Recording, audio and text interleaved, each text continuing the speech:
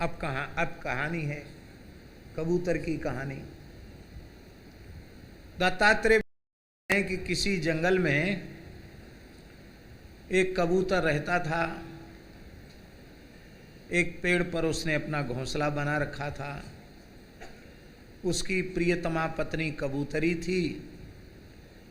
उसके साथ कई वर्षों तक उसने निवास किया। परस्पर दाम्पत्य भाव से एक दूसरे के प्रति स्नेह की और आसक्ति की वृद्धि होती चली गई। ऐसे ही संसार में देखा जाता है। वे दोनों गृहस्थ धर्म में इतने आसक्त हो गए कि दृष्टिम दृष्टियांग मंगेन बुद्धिम बुद्धिया बबंधतु। उनकी दृष्टि से दृष्टि बंध गई, अंग से अंग बंध गए और बुद्धि से बुद्धि बंध गई। इतने अधिक वे परस्पर आसक्त हो गए।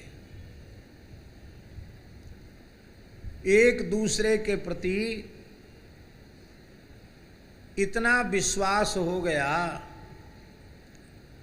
विश्रब्धौ माने विश्वस्तौ, एक दूसरे के प्रति इतने विश्वस्त हो गए। देखो, प्रेम में विश्वास बहुत जरूरी है। जहां संदेह उपस्थित हुआ वहीं प्रेम समाप्त हो जाएगा, प्रेम में खटाई आ जाएगी।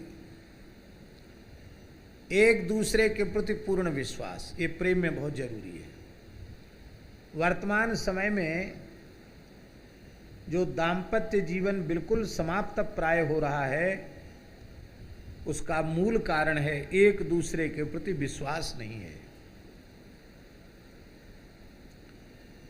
जिसने पति रूप में जिस पुरुष का वर्ण किया है, उसका उस पुरुष में विश्वास नहीं है, और जिस पुरुष ने उसे पत्नी के रूप में वर्ण किया है, उस पुरुष का उस पत्नी में विश्वास नहीं है। दोनों ही संदेह के घेरे में जीते हैं, इसलिए उनका गृहस्थ आश्रम कलह का घर बन जाता है। और कैसी कैसी अत्यंत लज्जाजनक घटनाएं घटती हैं, उनकी चर्चा करके अपनी जिह्वा को, अपने मन बुद्धि को अपवित्र करने की आवश्यकता नहीं है। संसार में सब लोग रह रहे हैं, और न देखो न सुनो तो भी कहीं न कहीं से कोई न कोई आकर सुना ही देता है। तो ये एक दूसरे के प्रति इतना विश्वास बढ़ गया कि शय्यासनाटनस्थान वार्ता क्रीडा सनादिषु मिथुनी भूय विश्रब्धौ चेरतुर्बनराजिषु।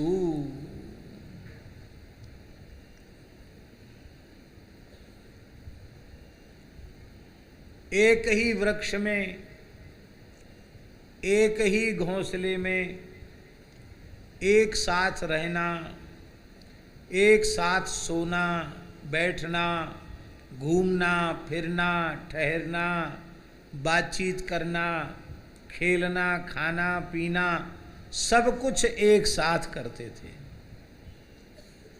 और उस कबूतर का कबूतरी पर इतना प्रेम था कि कबूतरी क्या चाहती है, बस इसी चिंता में कबूतर दिन रात रहता था।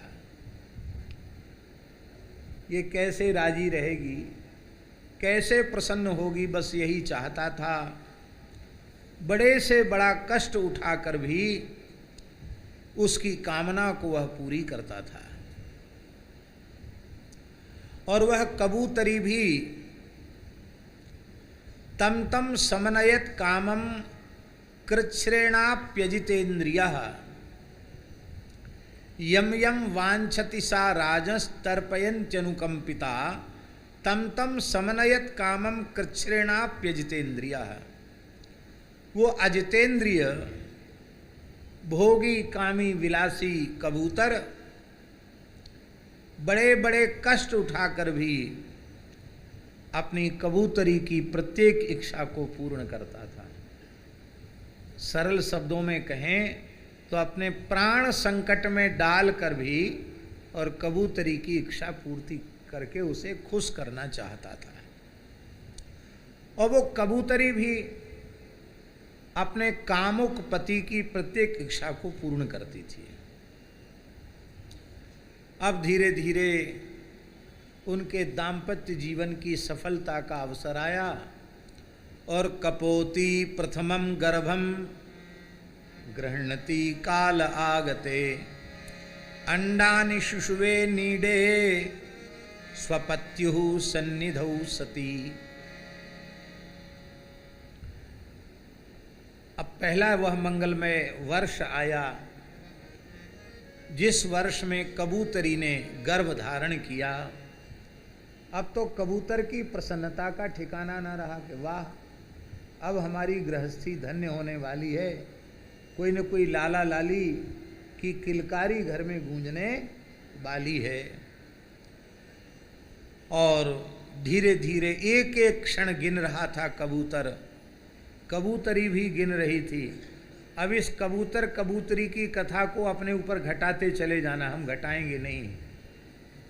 वो सब कबूतर कबूतरी यहीं बैठे हैं, कोई बाहर नहीं। हम सब की कथा है।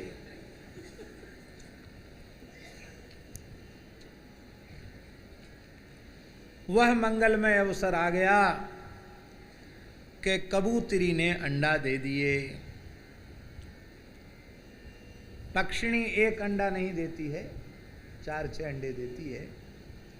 तो अंडे दे दिए, इसका मतलब है विषयासक्त गृहस्थ ही कबूतर है, गृहिणी ही कबूतरी है।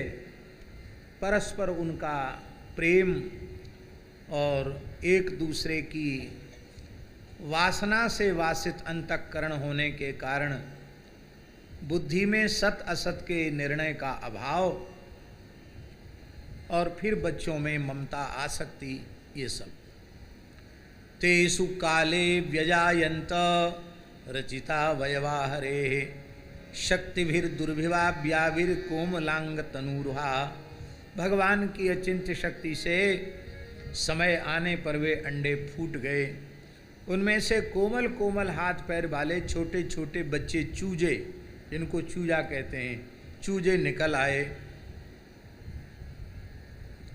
अब तो कबूतर कबूतरी की आंखें अपने बच्चों पर लग गई।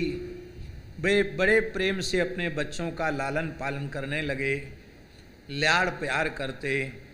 और शरण प्रजा पुपुषतु प्रीतौ दंपति पुत्रवत्सलौ शरणवन्तौ कूजितं तासां निर्वृत्तौ कलभासितैहि। वो कबूतर कबूतरी बच्चों का लालन पालन करते और छोटे छोटे बच्चे उनके सामने खेलते, गुटुरगू गुटुरगू गुटुरगू गुटुरगू करते।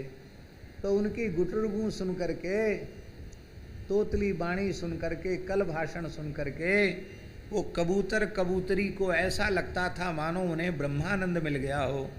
पर वो ब्रह्मानंद थोड़ी है।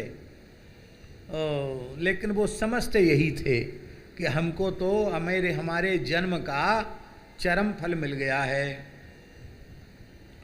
बच्चे तो बड़े प्रसन्न रहते ही थे। वे अपने सुकुमार पंखों से जब अपने माँ बाप का स्पर्श करते थे और फिर किलकारी भरते थे, गुटुरगू गुटुरगू करते थे, भोली भाली चेष्टाएं करते थे, फुदक फुदक करके अपनी माँ के पास, अपने बाप के पास दौड़ कर जाते थे, उस समय कबूतर कबूतरी सब भूल जाते थे कि संसार दुखमय है, शरीर नाशवान है। उनको लगता था कि संसार का सबसे बड़ा सुख यही है। वो पक्षी और कोई दूसरे नहीं, छोटे छोटे बच्चे कोमल कोमल हाथ पैर वाले जब छूते हैं मैया बाप को, इन्हीं बिलोकत अति अनुरागा बरबस ब्रह्म सुख ही मन त्यागा। भगवती ये सुख भूल जाते हैं, वही सुख उनको सब कुछ लगने लग जाता है। कहते ये क्या है? कहते इसी का नाम है विष्णु माया, भगवान की बलवती माया जो सब कुछ लगने लग जाता है। कहते ये क्या है? कहते इसी का नाम है विष्णु माया। भगवान की बलवती माया जो सबको मोहित जिसने कर रखा है। विष्णुर माया बलवती यया सम्मोहितन जगत, भगवान की बलवती माया जिसने सारे जगत को मोहित कर रखा है। स्नेहानुबद्ध हृदया वन्योन्यम विष्णु माया विमोहित धियौ दीनौ विमोहितौ दीन धियौ शिशून पुपशुतु प्रजा। वो दीन बुद्धि वाले प्रजा का पोषण करने लगे। एक दिन की बात है, बच्चे थोड़े बड़े हो जाते हैं तो माँ बाप को भी घर गृहस्थी का काम देखने के लिए कई बार, पिता को तो धंधा पानी के लिए बाहर जाना पड़ता है, कई बार किसी काम के लिए माँ को भी जाना पड़ता है। बाजार से देखा जाए संसार में होता है ऐसा कि नहीं, पति नौकरी चाकरी या व्यवसाय में गए हैं तो कोई बाजार से ज़रूरी सामान लेने के लिए पत्नी भी बाजार से कुछ सामान खरीदने चली जाती है। आजकल तो फैशन हो गया, घर में नौकर चाकर चाहे जितने हों, सिठानी जरूर जाएंगी कार में बैठ के सौदा खरीदने, और सौदा में उनको ठग लेना कठिन नहीं है, उनको ठग लेना बहुत सरल है। जैसे वातानुकूलित दुकान में बिठाया, आइए आइए कुर्सी डाल दी, 10 पीस कपड़ा चमकते हुए दिखाई नहीं, बस वहीं पैसा दे के वो चली आती है। और पतिदेव की इतनी हिम्मत कहाँ विचारों की, वे शक्ति के सामने इतने शक्तिहीन हो जाते हैं कि उनकी ये हिम्मत ही नहीं होती है कि किस भाव से लेके आई। तो ऐसे ही संसार में पिता माता को घर गृहस्थी के काम में जाना पड़ता। बच्चे जब थोड़े समझदार हो जाते हैं तो वो दोनों कबूतर कबूतरी काम से बाहर गए थे। उसी समय एक बहेलिया आ गया। उस बहेलिया ने जाल फैला दिया, अन्न के कण बिखेर दिए और वो कबूतर के जो छोटे छोटे बच्चे हैं वो जाल में फंस गए। जगृहे जालमा तत्य चरतः स्वालयांतिके, अपने घर के आसपास ही जाल बिछाकर उसने पकड़ लिया। और कबूतर कबूतरी जब जंगल से लौट करके अपने वृक्ष पर आए, अपने घोंसले पर आए, तो उन्होंने देखा कि उनके नन्हे नन्हे बच्चे तो घोंसले में नहीं हैं, पेड़ पर नहीं हैं। तो उनको बड़ी पीड़ा हुई। तब उन्होंने देखा तो बच्चे चें चें दुख से कर रहे थे। उनको देख करके वो गए शब्द सुन करके, और उन्होंने जब अपने बच्चों को जाल में फंसे हुए देखा तो वो कबूतरी रोने चिल्लाने लगी। अभी कबूतर नहीं आया था, केवल कबूतरी आई थी। कबूतर तो अभी धंधे पर गया था, खाने कमाने के लिए गया था, वो लौट के नहीं आया था, अभी कबूतरी आई थी। कबूतरी ने रोना धोना शुरू कर दिया। भगवान की माया से उसका चित्त अत्यंत दुखी हो रहा था। उमड़ते हुए स्नेह की रस्सी से वह बंधी हुई थी। बच्चों को जाल में फंसा हुआ देख करके स्वयं चाबध्यत शिचा बद्धान पश्यन्त्य पस्मृति, अपने बच्चों को बंधा हुआ देख करके उसने निश्चय किया कि मैं अपने बच्चों के बिना जी नहीं सकती। और वो बंधी नहीं थी, वो मुक्त थी, लेकिन फिर भी बच्चों की मोह ममता के कारण वह भी जानबूझकर जाल में फंस गई।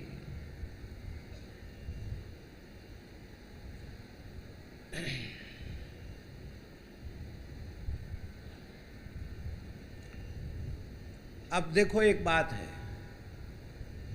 फंसने के बाद बच्चों का कष्ट दूर हो गया हो ऐसा तो नहीं है, तो कबूतरी का कष्ट दूर हो गया वैसा भी नहीं है। जाल में फंसने के बाद कबूतर के बच्चे भी रो रहे हैं और वो कबूतरी भी रो रही है। इसी बीच में कबूतर आ गया। कपोतश्चात्मजान बद्धान आत्मनोप्यधिकान प्रियान भार्याम चात्म समाम दीनो बिललापाति दुखिता।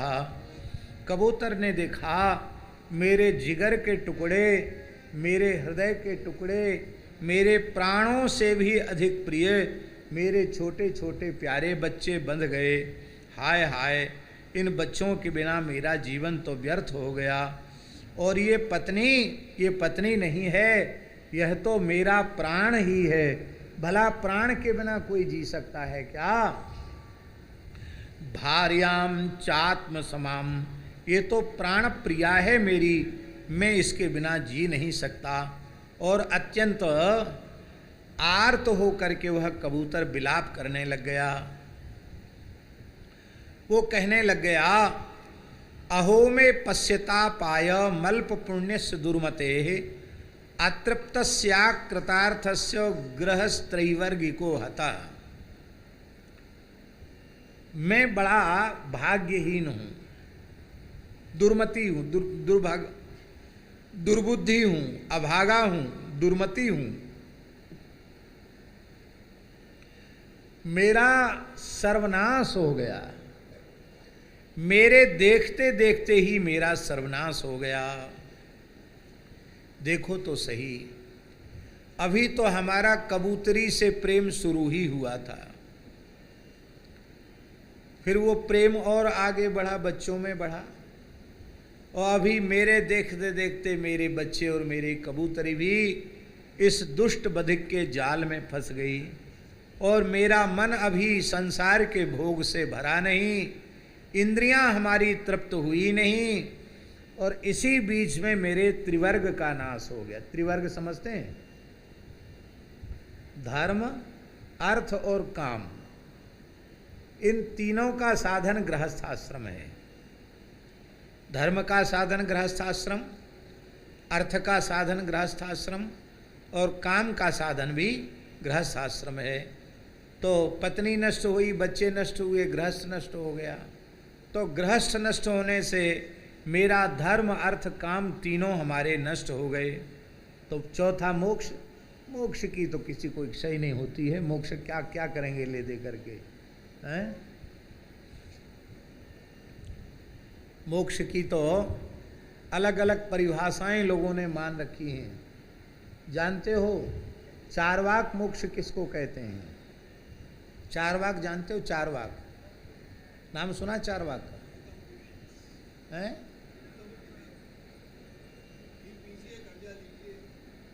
हाँ, जो चारवाक माने नास्तिक दर्शन। एक आस्तिक दर्शन है, एक नास्तिक दर्शन है। चारवाक नास्तिक है। वो नास्तिक दर्शन भी संस्कृत भाषा में ही है। वो चारवाक कहता है, चारवाक कहता है कि तुम सुख से जियो, धर्म अधर्म कुछ नहीं, ये तो लोगों ने पेट भरने के लिए इनकी कल्पना कर रखी, कुछ नहीं है धर्म अधर्म। बोले क्या करें, सुख से जीने के लिए धन चाहिए, धन है नहीं हमारे पास। बोले कुछ नहीं, कर्ज करो, कर्ज करके घी पियो, कर्ज करके घी पियो। बोले कर्ज करके घी तो पिएंगे और मर गए तो कर्जदार मर करके फिर जन्म लेता, उसको कर्ज चुकाने आना पड़ता। अरे बोले सब मूर्खों की बातें हैं। जिस शरीर ने घी पिया वो तो आग में जलकर भस्म हो गया, चुकाने कौन आएगा? ये चारवाक का सिद्धांत। यावत जीवेत सुखम जीवेत ऋणम कृत्वा घृतम पिबेत भस्मीभूतस्य देहस्य और पुनरागमनं कुतः। ऐसी विचित्र विचित्र बातें चारवाक बोलता है। वो कहता मोक्ष वोक्ष कुछ नहीं है। क्या है मोक्ष? वो कहता अंगना लिंगनम मोक्षा, प्रियतमा का आलिंगन ही मोक्ष है, और मोक्ष वोक्ष कुछ नहीं। तो उनकी दृष्टि में मोक्ष की तो कोई आवश्यकता ही नहीं। नास्तिक लोग मोक्ष को आवश्यक नहीं, मोक्ष की तो कोई आवश्यकता ही नहीं, नास्तिक लोग मोक्ष को आवश्यक नहीं समझते। तो धर्म भी उनका कोई धर्म नहीं होता है। धर्म जो वस्तुतः धर्म की परिभाषा, वो धर्म नहीं मानते। वो धर्म मानते हैं कैसे भी सुखी रहो, चाहे दूसरे को पीड़ा पहुंचा के सुखी रहो तो रहो, जबकि ऐसा होता नहीं है। 4 वेद 6 शास्त्र में बात लिखी है दोए, दुख दीने दुख होत है, सुख दीने सुख हो। वो कहने लग गया, अनुरूपानुकूला च यस्य में पति देवता, शून्ये गृहे माम संत्यज्य पुत्रैश्वर्याति साधुवी। देखो तो सही, धर्म अर्थ काम का साधन जो हमारा गृहस्थ आश्रम है नष्ट हो गया। ये मेरी कबूतरी प्राण प्यारी बड़ी पतिव्रता थी, मुझे ही अपना देवता समझती थी, इष्ट देव समझती थी, मेरी एक एक बात यह मानती थी, मेरे इशारे पर नाचती थी, सब तरह से मेरे योग्य थी। और आज वह मुझे अकेला छोड़ करके और अपने निश्चल निष्कपट भोले भाले बच्चों के सहित ये स्वर्ग सिधार रही है। स्वर्ग सिधारण माने जाल में फंसने का मतलब क्या है? बहिरिया ले जाएगा, मार के खा जाएगा। ये स्वर्ग सिधार रही है और मैं भी अब जीवित नहीं रह सकता। क्यों? सोहम शून्ये गृहे दीनो मृतदारो मृत प्रजा, जिजी विषे किमर्थम बा विधुरो दुख जीविता। इस सूने घर में जिसमें न पत्नी है, न पुत्र हैं, न पुत्रियां हैं, न पत्नी है, ऐसे सूने घर में विधुर, विधुर माने बिना पत्नी के मैं अपना जीवन कैसे व्यतीत करूंगा?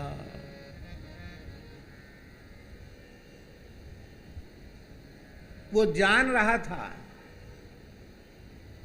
कि मेरे रोने धोने से न तो कबूतरी के प्राण बचने वाले हैं, ना मेरे बच्चों के प्राण बचने वाले हैं, और मैं जाल में कूद जाऊं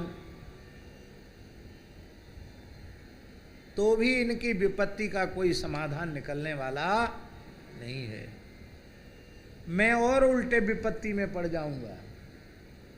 ये सब विचार वह नहीं कर पाया। रोते बिलखते हुए वो कबूतर भी उसी जाल में जानबूझकर जाकर बैठ गया। दूर बैठकर बहेलिया तमाशा देख रहा था कि पहले बच्चे फंसे, फिर उनकी माँ फंसी, फिर उनका बाप फंस गया, और जब सब फंस गए तो वो बहेलिया जाल में बांधकर सबको घर ले गया, मार के खा गया।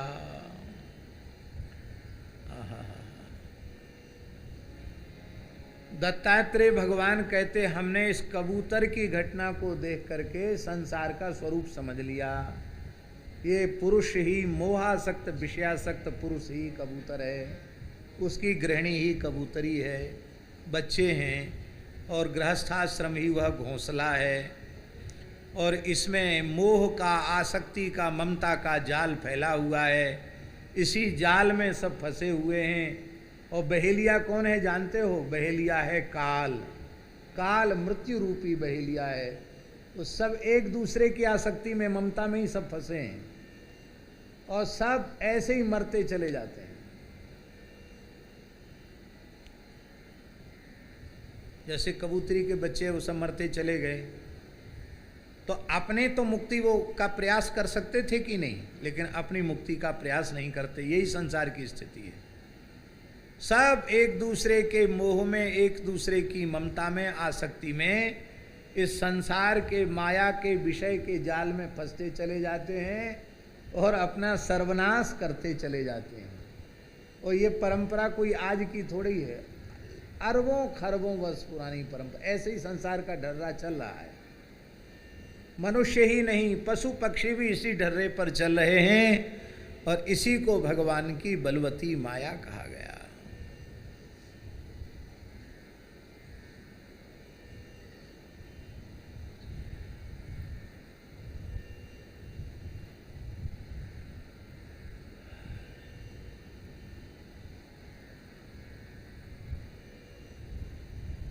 बुद्धिमान पुरुष संसार की किसी एक घटना को देख करके और मुक्ति के मार्ग को चुन लेता है, लेकिन मूर्ख व्यक्ति जिसकी बुद्धि विषय के जाल में फंस गई है, सत असत का निर्णय जिसकी बुद्धि में नहीं रह गया है, ऐसा व्यक्ति ममता के जाल में फंस करके अपना सर्वनाश कर लेता है।